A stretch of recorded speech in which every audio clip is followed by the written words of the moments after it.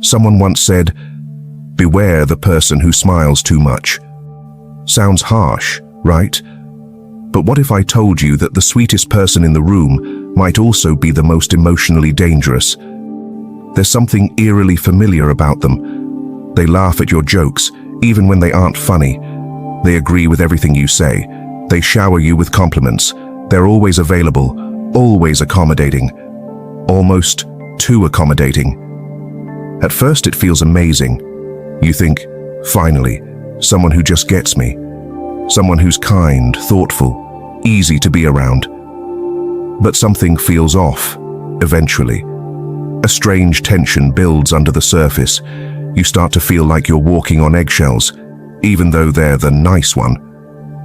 And before you know it, you're tangled in a web that feels oddly manipulative. But you can't quite put your finger on why. Today, we're unpacking one of the most misunderstood psychological traits: niceness. Not kindness, not empathy, but niceness. The compulsive need to please others at the expense of one's authenticity. And we're going to explore it through Carl Jung's lens of shadow psychology to reveal why this is not just a quirk, but a mask. Stick with me until the end, because understanding this trait could save you years of frustration in relationships, friendships, or even at work. We'll break down how to spot it early, why it's so dangerous, and what to do when someone in your life is operating from this unconscious place. See, most people think nice equals good, but Jung would say, no, not quite. Niceness is often just the persona, the part of ourselves we craft to gain acceptance. But what happens when that persona isn't real? When it's a mask, hiding the darker parts we don't want anyone to see? Maybe you've had someone in your life like this. Someone who was so sweet, it almost felt fake. And then one day, they snapped, or ghosted you, or suddenly became cold, passive-aggressive, or worse, vindictive, and you were left wondering, what did I do wrong? But the truth is, it wasn't about you at all. Their niceness was never love. It was a strategy, a performance built on fear of being rejected, disliked, unseen. And when that strategy stops working, the mask slips. That's when the shadow shows up. And it can be deeply destabilizing, especially if you never saw it coming.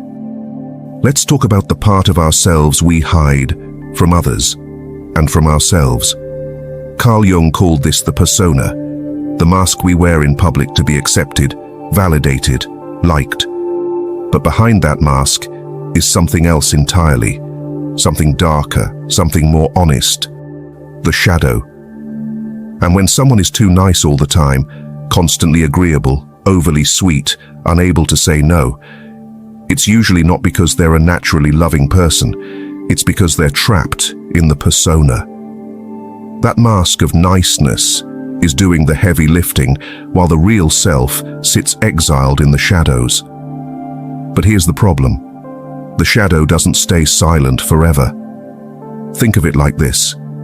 If you spend your life trying to be perfect, smiling through discomfort, and avoiding any kind of disagreement just so people won't reject you, you don't grow, you suppress. And what you suppress festers.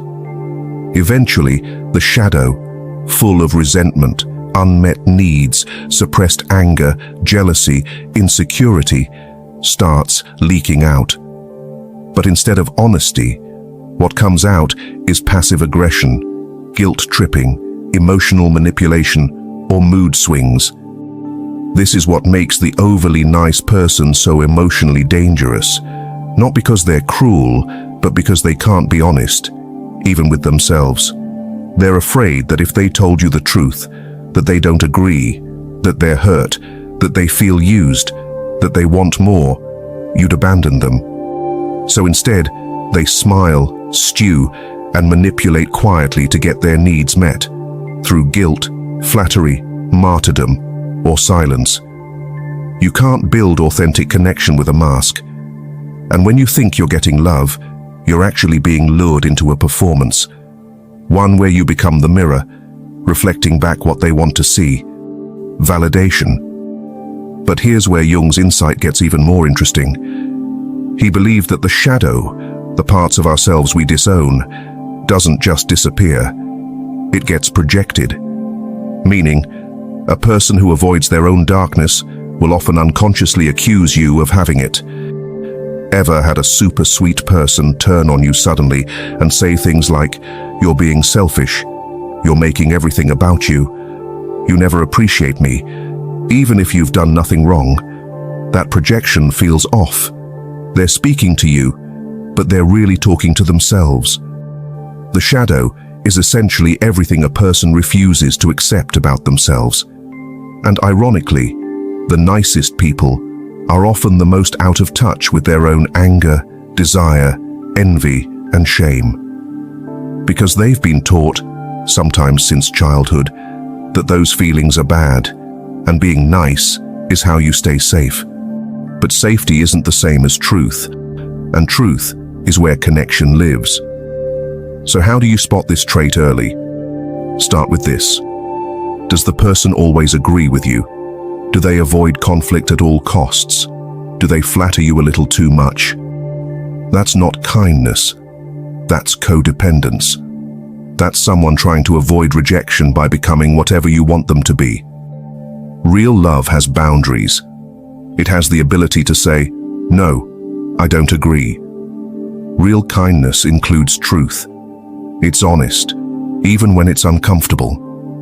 And niceness is just fear in a costume. And if someone is afraid to be seen as flawed, they'll never give you their authentic self. Just a version of it, a curated one, built to keep you close, but never quite let you in. So, how do you break the illusion early and protect yourself from emotional burnout? Now we're going to explore the subtle tells, the micro signals that reveal when someone's niceness is a survival strategy, not a soul trait. And most importantly, I'll share tools you can use to set energetic boundaries and stop attracting emotional performers into your life. Let's look closer, because when someone's niceness is a performance, not a soul trait, the truth is always hiding in plain sight.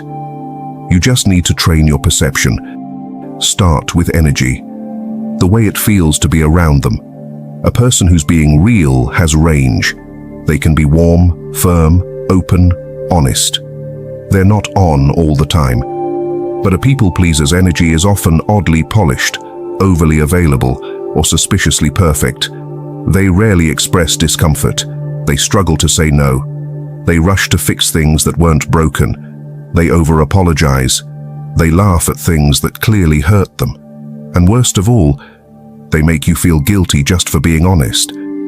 But the most telling signal, they mirror you. Your language, your values, your beliefs.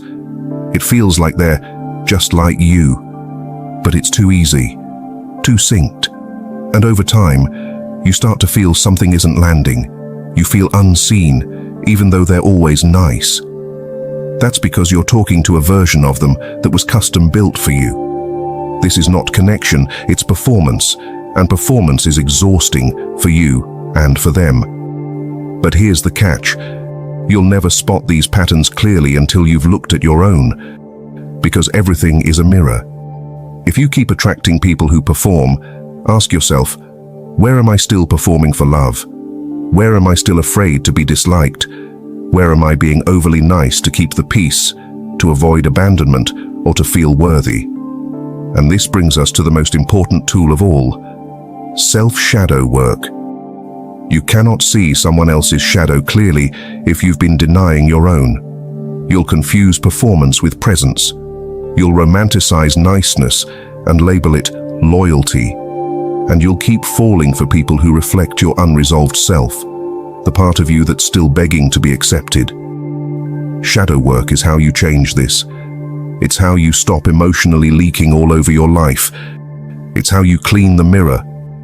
But what does that actually look like? It looks like radical solitude. Not loneliness, solitude. Time where no one else's energy is in your field, where your nervous system calms down enough for truth to surface. It looks like journaling on questions that make you flinch, Where in my life am I being nice instead of being real? Who do I still want to impress? What am I afraid people would see if I stopped pretending? It looks like sitting with your discomfort, not bypassing it with affirmations or false positivity. It looks like allowing yourself to feel anger without judging it, jealousy without moralizing it, sadness without suppressing it. Because the more you integrate your shadow, the less reactive you become. And suddenly, like magic, you stop attracting masks. Because your vibration is no longer saying, "I'll fake it if you do." You start to see through the performance, not with paranoia, but with clarity.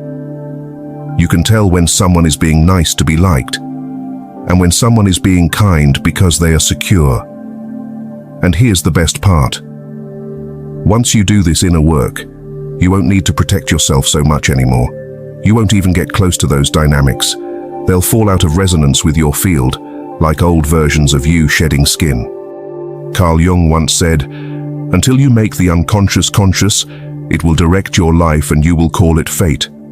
This is the heart of it all. When you unconsciously reject parts of yourself, your anger, your desires, your voice, your pain, those parts don't just vanish.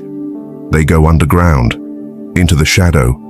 And if you don't face them, you'll spend your life either performing or attracting people who perform with you.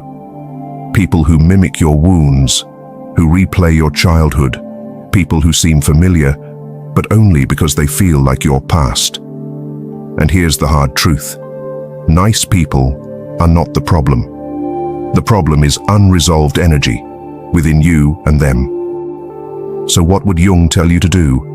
Not to blame, not to avoid, but to reclaim, to integrate, to bring those hidden parts back into the light. Because only then can you tell the difference between a real connection and an energetic transaction. Between someone who shows up to be seen and someone who shows up to be validated. And once you've done your shadow work, something incredible happens. You stop needing to protect yourself from emotional performers. You simply stop syncing with them. You're no longer a match, because you're no longer performing either. You're not bending yourself into shapes for approval. You're not nice, you're real. And real energy doesn't chase, it resonates. So how do you build relationships from this space? Simple, but not always easy. Look for people who aren't afraid to disagree with you, lovingly. Notice who respects your boundaries without guilt or manipulation. Pay attention to how people talk about others when they're not in the room, and value people who can sit in silence with you without reaching to fill the space with flattery or noise. Because when a person is whole within themselves, you'll feel it. They won't need your approval. They won't crumble under your no. They won't try to sell you an image. They'll just be. And that presence, that grounded, non-performative presence, is what your nervous system has been craving all along. Not drama, not intensity, not a mask, but soul. So as you move forward, remember, your relationships are a mirror, and when you clear the fog from your own reflection, you'll see others, not as illusions, but as they really are. And that's when life gets rich, deep, and free. If this spoke to you, share it with someone who might need to hear this. Drop your story or thoughts in the comments. Have you ever trusted someone who seemed sweet and supportive, only to feel blindsided when their true colors came out? This is a safe space, and your experience might help someone else recognize the signs too. And if you're into this kind of content, deep, raw, mind-opening conversations about psychology, energy, and human behavior, make sure to subscribe to Fractal Wisdom and turn on the bell so you don't miss what's coming next. We're not just making content, we're waking people up.